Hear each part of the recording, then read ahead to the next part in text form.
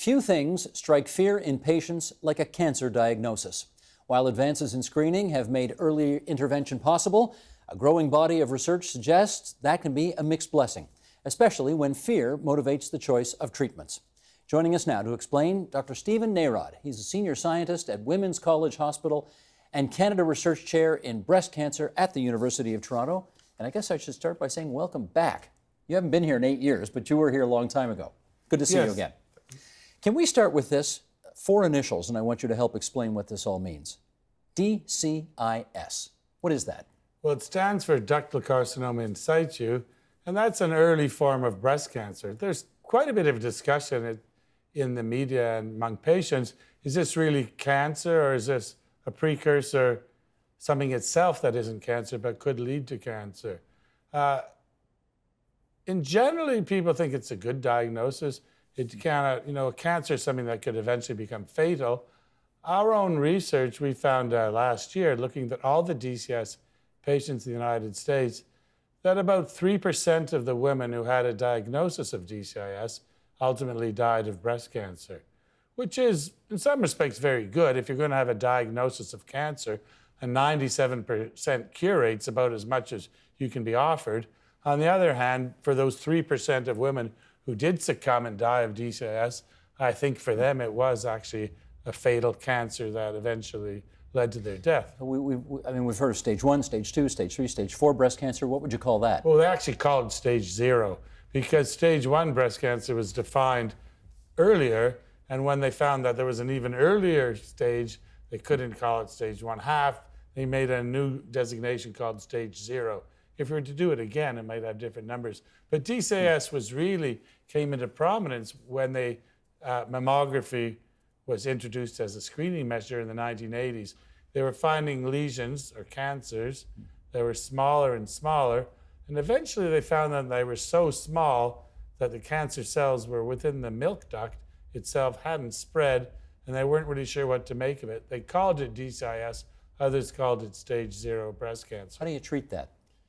Well, there are several ways. The goal of treatment is 2 things: to prevent it from recurring and preventing the woman from dying. So there are options include surgery alone, surgery plus radiotherapy, and in some cases you can have a mastectomy, which is the whole breast would be removed. About half the patients will have that. Half the patients will go for a mastectomy for stage 0 cancer? Yeah, I think almost half. It might be a little less, but for various reasons. But one of those reasons, sometimes because it's very difficult to determine the extent of the DCIS, but also most of the women that have a mastectomy for DCIS are doing so at their own volition, not because it was recommended. And that's the part that fascinated me. In many cases, we would say to the patient, well, this DCIS could be treated locally with what we call a lumpectomy, a relatively minor procedure, but the chances of it coming back would then be like 8 or so percent. Whereas the mastectomy, we could almost eliminate the chance of it coming back. Now, what's interesting about that, it didn't reduce the chance of dying. So there are 2 separate outcomes here. We have to ask, will this reduce my chance of dying of breast cancer? So what we found in our study last year, that 3% of the women with DCIS died of breast cancer. It didn't matter if you had a mastectomy, full breast removal, or just the DCIS removed. The chances of the breast cancer coming back were much higher for those women that had just the lumpectomy than the mastectomy, but the chances of dying was a wash. So how would women respond? The doctors would always have predicted that if there was no saving in terms of life expectancy, the women would go for the simpler surgery. But not the case. It wasn't the case. Women, do you know why? It took me 20 years to think I know why. I think because we as physicians tend to, and scientists, tend to value, most importantly, in any surgery for cancer, the chance of death being reduced. And sort of glibly, or maybe we thought, well, if an operation or a screening procedure doesn't reduce the chance of a person dying of cancer, then we wouldn't recommend it necessarily. This could be something we could discuss for mammography, for PSA screening, for screening for lung cancer or for surgery for breast cancer. Whereas the patients might say that, but they're really thinking they have gone through the experience of breast cancer. They've gone through it and they're anxious about it. They're anxious about it coming back and they're anxious about dying. But I think mostly on a day-to-day basis, they're more anxious about it coming back. And so they will accept a procedure as drastic as a mastectomy in order for to get the reassurance and the reduction in the anxiety or the fear. Another example of exactly the same thing, which has been a kind of a mystery for the past 10 years, is more and more women are choosing to have both breasts removed when they have a breast cancer on one side. Traditionally, we've always said, and the doctors continue to recommend, that a small breast cancer on one side be treated with surgery on one side, usually a lumpectomy. But now about 25% of the patients in the United States, fewer in Canada, will have both breasts removed as a treatment for breast cancer on one side. Is that advisable? Well, certainly no doctor ever recommended that except in extreme situations like you have a genetic mutation. The standard recommendation for unilateral, one-sided breast cancer is surgery to one side, lumpectomy or a mastectomy. But the choice of having the bilateral mastectomy is largely driven by the women, and the doctors say to them, but you realize that won't reduce your chance of dying of breast cancer. There are several studies that show for a woman with breast cancer in one breast, you can't reduce your chance of dying of breast cancer by having the other breast removed. So why do it? The concern, I think, is the fear of getting another cancer, to going through it. In other words, every day, people are, your quality of life depends on many things. Much of it's your mood. Your mood is determined to some extent by anxiety, your sleep, how well you're sleeping, what you're thinking about. And more women are thinking about, with breast cancer, as a life-changing event, whether that's a consequence of advocacy and awareness and pink ribbon campaigns, I'm not sure. I fear there may be something to that. Let me pick up on the Jolie story again, though, because, okay, it's a different story than the one you just told, but this was a woman who decided to have both breasts taken off because she feared she might, right? She had her family history suggested that it was possible that she could have breast cancer down the road. And so, what do you call it in medicine? Like a prophylactic option? We would call that preventive or prophylactic. Yeah. Certainly, but with Angelina Jolie, it was more than just a family history. In her case, she carried a mutation in the BRCA1 gene, Right. and that increases your risk of breast cancer to about 60%. Had she been my patient, I would have supported that recommendation. We certainly at Women's College Hospital, we have a big clinic where we do specifically recommendations and counseling for women with mutations. Those who have an 80% chance or a 60% chance of getting breast cancer, we think warrant preventive surgery. But those women whose breast cancer risk is more like 5 or 10%, we think is a different category and wouldn't recommend it. Sheldon, I'm going to go here to page 3 now. We want to show some numbers here. This is what the Canadian Cancer Society estimates was the toll of cancer across Canada last year. Almost 200,000 Canadians diagnosed with cancer in the year 2015. 78,000 Canadians died of cancer in 2015. 2 in 5, 40% of Canadians will develop cancer in their lifetime, and 1 in 4, a quarter of Canadians will die of cancer. Let's break it down by gender. For men, the top 5 cancer deaths in men: lung cancer, 27%, colorectal cancer, 12%, prostate, 10%, pancreatic cancer, 6%, and bladder cancer, 4%. And for women, in spite of what you and I have been talking about here so far, lung cancer, twice as high of cancer deaths than breast cancer for women, colorectal 12%, pancreatic 6%, and ovarian cancer 5%. When someone gets cancer, I guess it's fair to say that often members of the extended family fear they could get cancer too. How much of your risk of getting cancer, based on your understanding of this, is based on hereditary factors? Well, quite a bit. It varies by the site. Of the sites that you put up there, lung, colon, breast, ovary, pancreas, prostate, the only one that's not really family history related is lung cancer. We know that the great majority of lung cancer is caused by smoking. In years gone by, there's a big contribution from occupation, even from air pollution. But nowadays, I don't think there's so many occupational cases of lung cancer. I think smoking is still the culprit.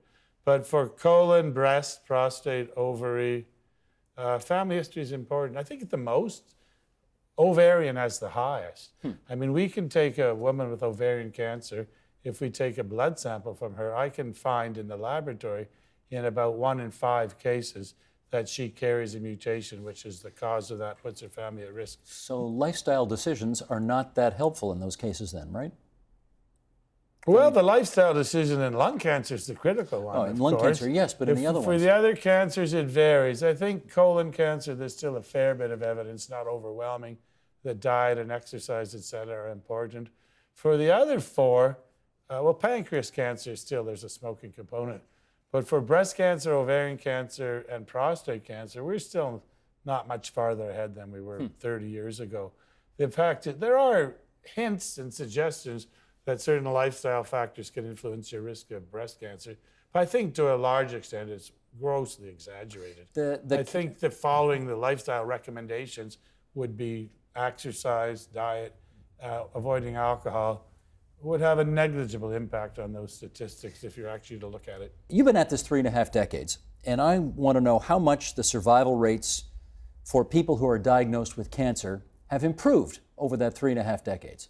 That's a great question. I mean, I just looked at it for breast cancer, and in fact, there's a survival rate, which is the time of diagnosis to death, but there's also the mortality rate, which is a proportion of people dying in breast cancer. For example, we've seen a huge reduction, actually, about a 40% reduction in the chances of a person in Canada dying of breast cancer from 1980 to 2016. That sounds pretty It was good. bigger than I expected. I looked at this very closely. We looked at, could this be lifestyle? In fact, lifestyle had nothing to do with it because the number of cases hadn't reduced. Could it be screening? When I looked at screening closely, I found that there was no evidence that screening had any impact on the chance of dying of breast cancer. We were doing the same surgery. What is it? It was the chemotherapy. In the early 1980s, 2 drugs were introduced in Canada. Cyclophosphamide and adriamycin entered the chemotherapy era. Now, those 2 drugs, that's interesting, were developed in the 1950s. 1950s drugs introduced in breast cancer treatment through the studies were done in the 1970s. In 1980s became in general use. From 1980 to 1995, they became wider use, and the number of deaths dropped from 1995 to 2010. And it had a dramatic effect. Since then, we've added new chemotherapies, but the marginal impact of a new chemotherapy was nothing compared to the introduction of no chemotherapy versus chemotherapy. When you see those numbers, though, it seems to me it's a fairly rational conclusion to come to that you're going to get cancer at some point in your life, right? It's not irrational to fear contracting cancer because a lot of people will get it. Is that fair to say? Certainly. I mean, you know, those of us who work in cancer are very well aware that this is still a #1 disease. I mean, people often talk about prostate cancer and get the wrong idea. They say, well, prostate cancer, they say it's indolent, it's not life-threatening. That's nonsense. I think prostate cancer is the #2 cause of death. Although you did see that news the other day, right? Right. So we have this, that's really interesting, the news the other day. So let's say there's 2. Should explain to people what it was. Okay, the news the other day said that people with prostate cancer, early detected prostate cancer, have a wonderful survival in the nature of 98% over 10 years after diagnosis of early stage prostate cancer. Generally, prostate cancer that was detected in a screening PSA. You go to the doctor. And therefore, there's a lot of unnecessary surgery happening. Right. So there were 3. The main observation: if you go to the doctor and you get a PSA and they find prostate cancer at an early stage, you had a 98% chance of being cured. Wonderful news. Second observation, which is a bit unsettling, didn't matter if you had radiation, surgery, or just waited. Right. Which would imply that prostate cancer is not really as serious a disease as we might have believed it. The other statistic, it's the #2 cause of death of prostate cancer in men. There are many, many, many men who die of prostate cancer in Canada now and continue to do so. How do we So resolve that? Yes. Because those men who die of prostate cancer, the cancer will have spread before the screening starts. Huh. In other words, the people who die of prostate cancer are not diagnosed with local small cancers picked up by PSA. Those are cancers, when the person appears with the prostate cancer in the prostate, will have already spread. My take on that, which is I find kind of exciting and interesting, is that there are some cancers, I think breast cancer is one of them, and I think prostate cancer is one of them, where it's not unusual for the cancer to spread to the distant organs before it presents in the site. In other words, people that die of breast cancer, generally that cancer has already spread by the time it's diagnosed. People who die of prostate cancer, that cancer will probably have spread by the time it's diagnosed. Otherwise, you could remove the cancer and you would be cured. Those cancers that are diagnosed, when they're very small through screening, tend to not challenge the patient in terms of mortality. So can't forget that prostate cancer is the #2 killer of cancer for men after lung cancer. I think colon cancer is still #3. Colon cancer is the #2 killer of cancer if you include both men and women. But breast cancer is a women's disease, ovarian cancer is a women's disease, prostate is a men's disease. The one that hits both, of course, is pancreas, lung, and colon. Right. So depending on the sex. If people make cancer-related decisions to go for very invasive treatment, which, let's say you, having looked at the situation, maybe suggests doesn't really called for, but it makes them feel better or more confident about their chances, is that okay with you? I think if the patient's informed, there's an issue here. I do believe, though, and I've thought about this a lot lately, that those patients for whom the cancer is spread and conventional medicine has pretty much run its course will be offered, in many places in the United States. We hear a lot, well, we will offer you this treatment not available in Canada. I think those people, for clear reasons, are looking for hope, are looking for opportunities that maybe the cancer is curable.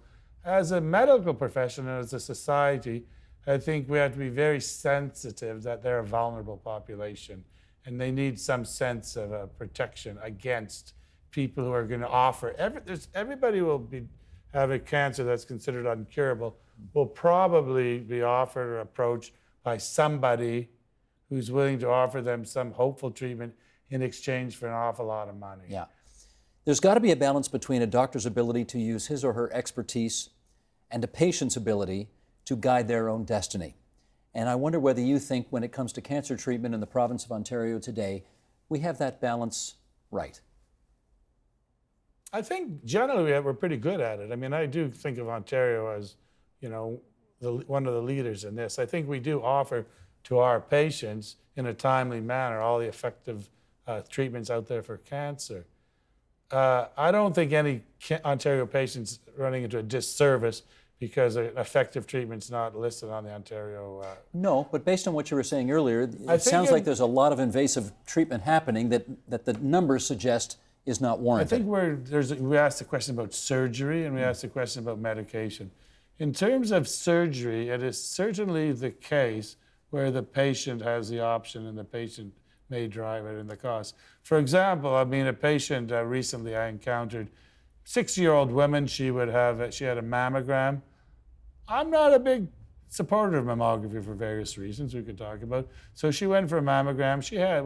They found a very small breast cancer, a low-grade 1 centimeter breast cancer, very, very high cure rate. There's some question even whether this would be life-threatening. She chose to have rather than a lumpectomy, which would have been the standard of care in days gone by, she chose for the bilateral mastectomy. Bilateral, both. Right, she was concerned about a bilateral mastectomy, and not only that, then she had a reconstruction. Well, the reconstruction is to create, new breasts, for various reasons, cosmetically, which is a 12-hour operation. Now, in the old days, she would be given a lumpectomy, which would be maybe an hour operation of a short time, and she'd be discharged after a couple of days. But to have a bilateral mastectomy, what we call a tram flap, which is an extensive breast reconstruction for a relatively, relatively minor cancer in terms of the breast cancer. I can see you think it was not called for. And did OHIP pay for it all? I would say just that was not called for. And did OHIP pay for it all? OHIP pays for that, yes. The other thing is that the surgeons in the past might have been reluctant to do it based on the ability for the operating room. In other words, if they didn't have, they'd say, well, listen, we don't have the capacity to do that. But to a large extent, based on the patient's choices, many of the hospitals, certainly all of the hospitals in the States, have adapted themselves to it. In other words, in the old days, people would say, well, we don't really operate bilateral mastectomies for unilateral breast cancers. That's not available. We don't have the resources. And the hospitals, particularly in the States, and maybe to some extent we follow this in Ontario, have adapted their schedules to say, well, if this is what the patients want, and we can bill the government and recover the costs, and maybe even make a profit doing so, we should be able to offer this to the patients. There's so many perverse incentives in that story you just told. Don't you think? Yeah, I certainly think I would, I'm not willing to cast blame at anyone. I would say, if anything, the Ontario government is exceedingly generous to be able to offer to all breast cancer patients, without any personal cost, the option of a bilateral mastectomy with bilateral reconstruction for a relatively small breast cancer that can certainly be treated with a lumpectomy. Nowhere along the line, Stephen, has anybody ever suggested that the surgery that she had improved her life expectancy. No one ever suggested that the bilateral mastectomy with the reconstruction reduced her chance of dying of breast cancer. When did this happen? It was all based on patient preference related to the ability to respond to the patient's wishes. When did all this happen?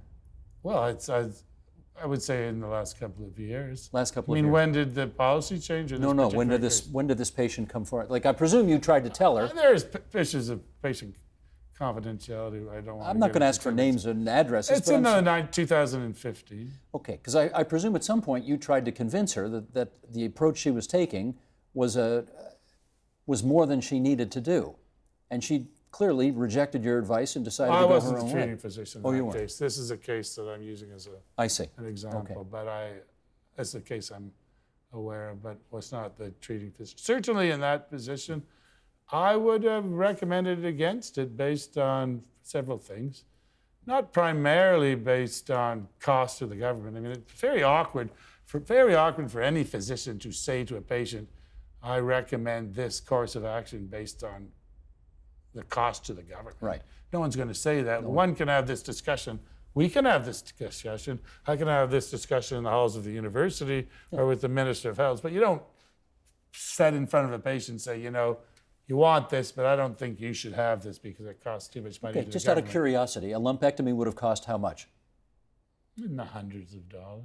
And the double mastectomy with reconstruction surgery would have cost? In the tens of thousands of dollars. Is that one of the reasons why we don't have enough healthcare dollars to go? Of course. That is one of the reasons. Okay. Patient choice for surgery, I think, is something that deserves close attention by the government. I think should patients make the decision to have particular surgeries based on cosmetic outcomes. I mean, in many cases, women have breast cancer reconstructions an expected and normal thing to have, particularly for those breast cancers where mastectomy is the norm. I mean, in the old days, when I talked about the introduction of chemotherapy in the 1980s, mastectomy wasn't used reconstruction. We have to think of it as a wonderful advance in the treatment of breast cancer that we can now treat breast cancer with mastectomy and have reconstruction. So for many patients, that's an advantage. I am saying that when we evaluate these treatments, there are several endpoints. One of them is this cancer going to come back? One of them is the woman going to feel better about herself? Is it going to reduce fear and will improve her body image? And one is the woman going to die of cancer? Got to take a pretty cold look at all four things and make a decision. Should that be done at the individual basis for a doctor and a patient? Ideally, should it be done as a society, as medicine looks at ways of saving costs and optimizing care? Yes, of course, all of these are important. Let me state for the record here, it may be a bit odd for a couple of men to be talking about this aspect of women's health, but I'm just trying to follow the facts and you're just trying to answer the questions. So we just put that on the record there for what it's worth. Stephen Narod from Women's College Hospital, good to see you again. Thanks for coming in to TVO tonight. Nice to talk to you. Help TVO create a better world through the power of learning. Visit TVO.org and make a tax-deductible donation today.